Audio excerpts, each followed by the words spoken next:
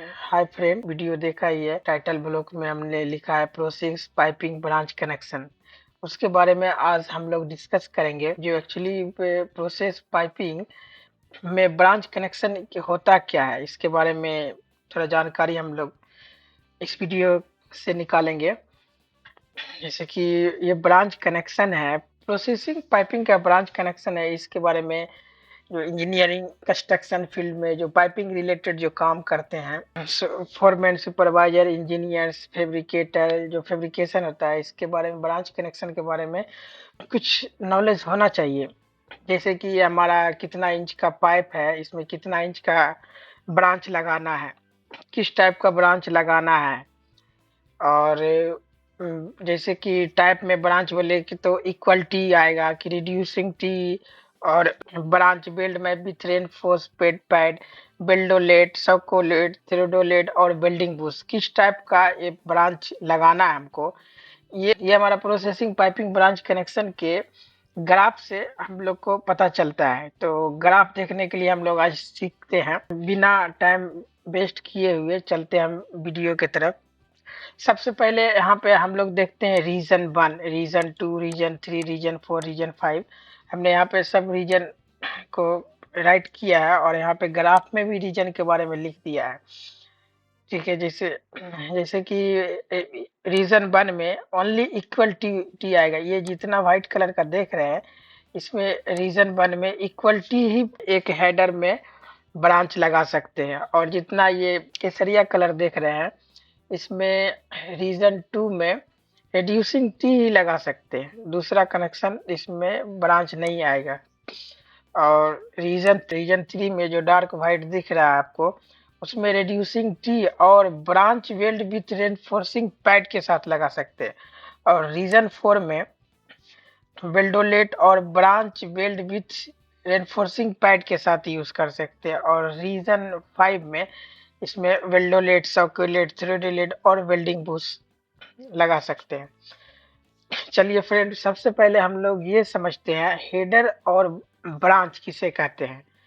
तो हमने अलग से एक फोटो ड्रॉ करके रखा है, तो उस स्क्रीन पे लेके चलते हैं कि हम लोग जानते हैं हेडर और ब्रांच किसे कहते हैं। जैसे देखिए, इसमें हम लोग देख रहे हैं, इसको जो फिगर हम लोग देख रहे हैं, इसको मैनीफोल्ड कहते हैं। मतलब ये छोटा छोटा पाइप जो 3 इंच का निकला हुआ है, ब्रांच कनेक्शन इसको बोलते हैं। और इसमें जो बड़ा पाइप लगा हुआ है को हम लोग हेडर कहते हैं। और इसको पूरा जब ब्रांच और हेडर लगा करके इसको मैनीफोल्ड बोल सकते हैं। ओके फ्रेंड, ये हो गया। और नीचे जाते हैं, देखिए इक्वल इक्वल टू आपको इस टाइप का दिखेगा।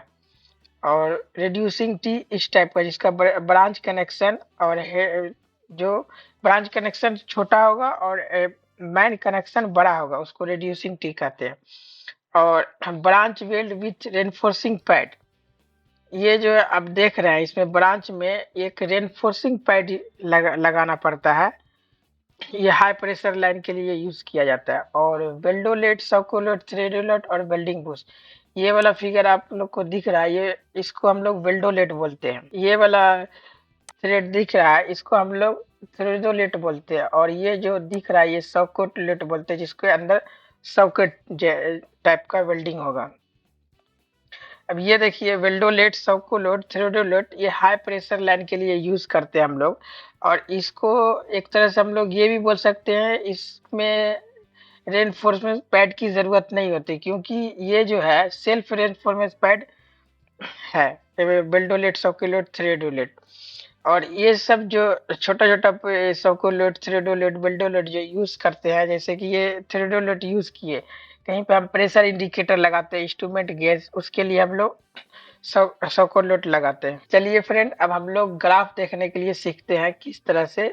चलिए फ्रेंड, अब हम लोग तो जान गए हैं इक्वल टी किसे कहते हैं, रिड्यूसिंग टी किसे कहते हैं, रेनफोर्सिंग पैड किसे कहते हैं, वेल्डोलेट किसे कहते हैं, सर्कुलेट किसे कहते हैं, थ्रेडोलेट किसे कहते हैं, वेल्डिंग बूस्ट किसे कहते हैं।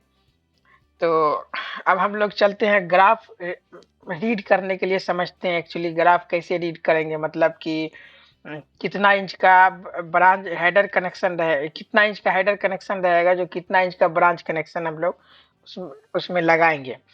पहले हम लोग यूज इस ये जो है आप देख रहे हैं 0.5 टू 0.5 टू 60 इंच, ये इंच में है। और ये जो देख रहे हैं इसको हम लोग ब्रांच साइज कहते हैं, और इसको हम लोग हेडर साइज कहते हैं। ये डाउन साइड जो देख रहे हैं ये राइट से स्टार्ट होके लेफ्ट में 0.60 गया है, और नीचे से हाफ इंच से 60 इंच गया है।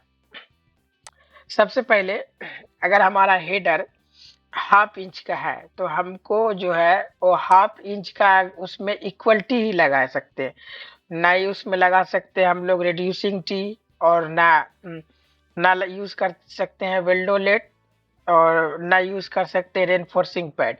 हाफ इंच में ओनली इक्वलिटी ही लगेगा, half inch to half inch को लाइन, दूसरा लाइन ऐड करने के लिए तो half inch to half inch का ही यूज कर सकते हैं। अब हम लोग फ्रेंड यहाँ पे आते हैं, यहाँ पे 3/4 का आप देख रहे हैं हेडर है, इसमें हम लोग हाफ इंच का भी लगा सकते हैं और 3/4 का ही भी लगा सकते हैं। जैसे कि अगर हम हाफ इंच का लगाएंगे तो ये कलर देख रहे हैं, इसमें हमको रिड्यूसिंग टी यूज करना पड़ेगा।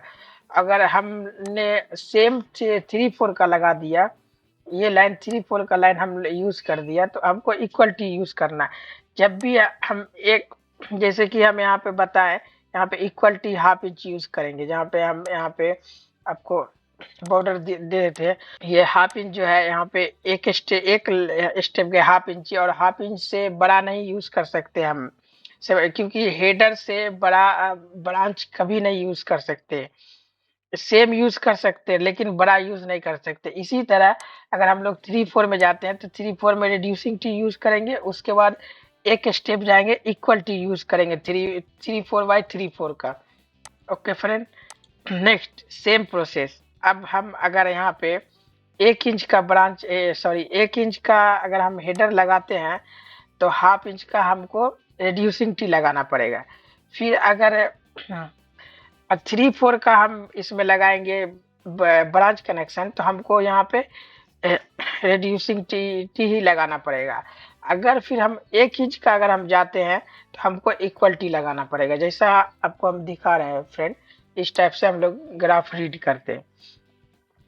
दूसरे पॉइंट में आते हैं, जिस तरह की हम देख रहे हैं यहाँ पे 1.5 इंच का है, तो यहाँ पे अगर हम 1.5 इंच के हेडर में अगर हम हाफ इंच का लगा यूज करते हैं तो यहाँ पे रिड्यूसिंग टी यूज करेंगे। फिर अगर हम 3/4 का यूज करेंगे तो रिड्यूसिंग टी यूज करेंगे। फिर अगर 1 इंच का यूज करेंगे रिड्यूसिंग टी यूज करेंगे। अगर यहाँ पे हम 1.5 इंच का यूज करेंगे तो यहाँ पे इक्वल टी यूज करना। अब इसी तरह यहाँ पे आते हैं हम लोग 2 इंच में। 2 इंच में आप देख रहे हैं 2 इंच का हेडर है, तो हमको हाफ इंच का वेल्डोलेट लगा सकते हैं, यहाँ पे सौकोलेट लगा सकते हैं, थ्रेडोलेट लगा सकते हैं, और बिल्डिंग बुश लगा सकते हैं 2 इंच बाय हाफ इंच में।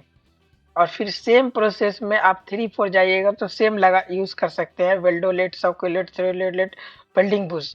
दूसरा हम ये जो है 2 इंच में हाफ इंच और 3/4 नहीं यूज करते सकते, जैसे इक्वल टू टी नहीं यूज होगा क्योंकि ब्रांच कनेक्शन सेम नहीं है, ये ग्रीन कलर का।